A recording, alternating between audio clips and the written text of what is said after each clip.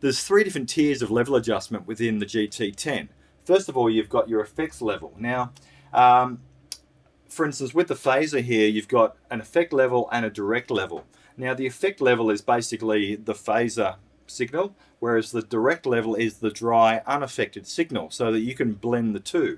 Now, the effect level is often referred to as the wet signal, whereas the direct level is often referred to as the dry signal. So one thing to look at, particularly with things like phaser, flanger, they can basically become, overbearing and start to clip the signal, or, give you unwanted distortion. So, for instance, we've got 100% effect level here, but if I was to pump up the direct level to 100 as well, you may find that that'll have an overall impact on everything else within the patch and start to create unwanted distortion. So you need to get a nice balance between the effect level and the direct signal. So in this case, I may start with, say, a level of, say, 50 and work up from there. And with the bass unit particularly, you do have the the ability to be able to use the frequency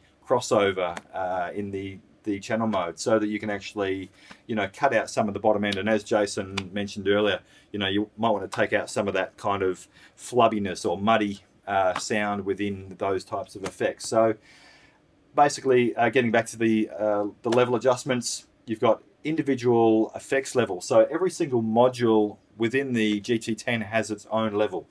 For instance, if I go into the overdrive, the effect level there again. So these govern the individual effect levels. Okay, from there you've got your patch level. Okay, so the patch level, basically, if I press exit here, I've got the patch level set to the screen here, so that you can make a quick adjustment within the home screen there. So patch level basically is the entire patch. So it basically will raise or lower the signal of all the modules within that one patch.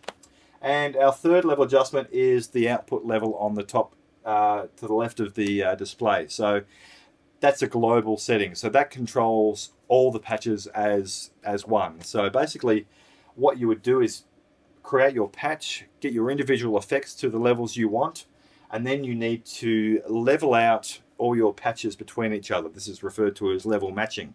When you're doing your level matching, you basically want to start with a patch that's your cornerstone. It might be, the loudest patch that you actually use, and then you'll use that as a reference point to basically balance all the patches. Now, as I'm sure Jason will agree, patches don't all have to be 100% the same level, because different patches may have different dynamic values. For instance, you might be playing a ballad where everyone in the band is playing fairly soft. The guitar player may be playing nice clean guitar, so the patch, the bass sound doesn't necessarily have to be absolutely thumping over the top of it. It may call for a more subtle level when it comes to setting the overall patch level. So often it's a matter of, if you're playing with a band, when you're doing a recording, it doesn't really matter, because you can affect your levels after you've actually played your part. In a live scenario, though, you may want to basically, if you're using different patches for different songs, adjust them on a song-by-song basis. And you're only going to be able to do that when you actually get in a rehearsal situation, or where you can hear your sounds out front of a PA. With that in mind, one concept that you may find particularly useful is using the patch edit mode within the phrase loop feature. You may play a sound in and be able to go out front of the PA while your bass is looping itself, and just get someone on stage to play through a few of your different patches.